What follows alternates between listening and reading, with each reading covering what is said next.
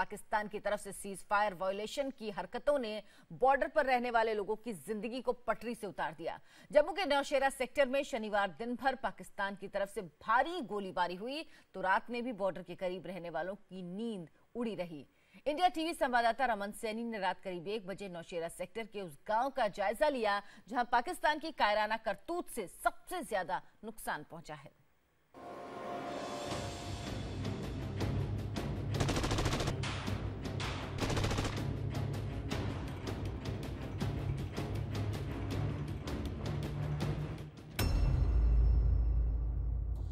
डर से सहमे लोग,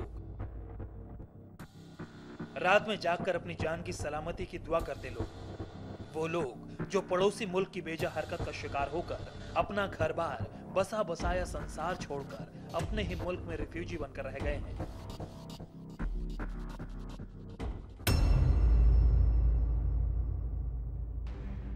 तस्वीरें जम्मू के नौशेरा सेक्टर के कलसियां की हैं। शनिवार सुबह से ही पाकिस्तान की तरफ से भारी गोलीबारी ने पूरे इलाके को हिलाकर रख दिया। पाकिस्तान को भी भारतीय जवानों ने मुंह तोड़ जवाब दिया, लेकिन पाकिस्तान की नापाक हरकत ने जन्नत में रहने वाले लोगों की जिंदगी को जहन्नुम बना दिया है। इंडिया टीवी की टीम शनिवार और रविवार की दरमियानी रात करीब 1 बजे जम्मू के उस इलाके में पहुंची जहां पाकिस्तान की गोलाबारी का सबसे ज्यादा असर हुआ है।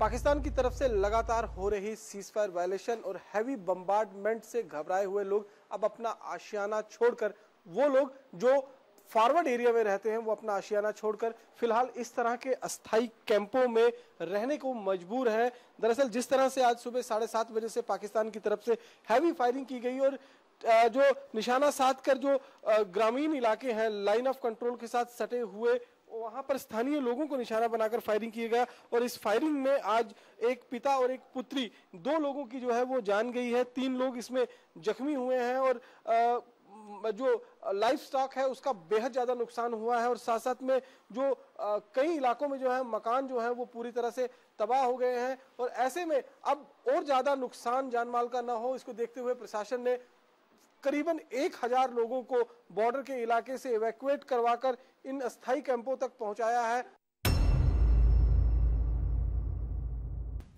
इंडिया टीवी की टीम जिस वक्त कलसिया गांव में पहुंची उस वक्त आधी रात में भी ना तो लोगों की आंखों में नींद थी और न ही दिन की दहशत का खौफ उनके चेहरों से उतरा था।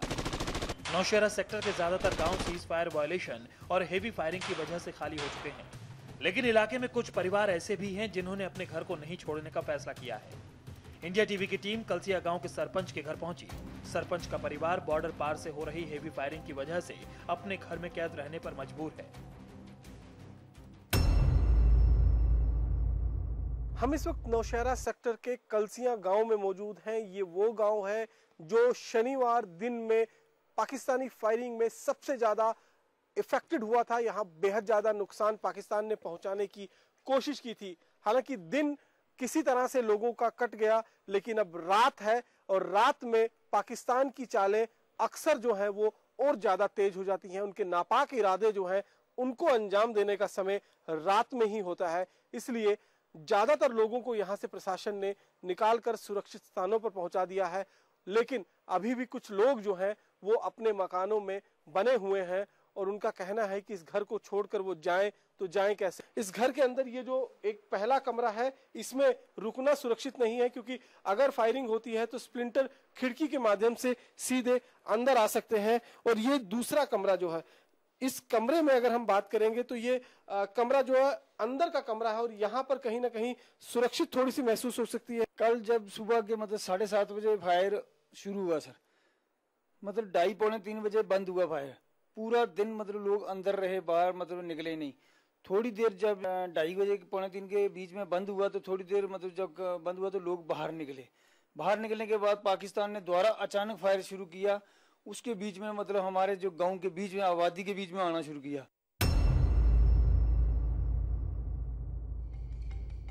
नौशेरा सेक्टर के कई गांव बॉर्डर से बेहद करीब होने की वजह से वहां पर नुकसान बहुत ज्यादा हुआ है। जानकारी के मुताबिक इन इलाकों से करीब 193 परिवारों को सुरक्षित जगहों पर शिफ्ट किया गया है।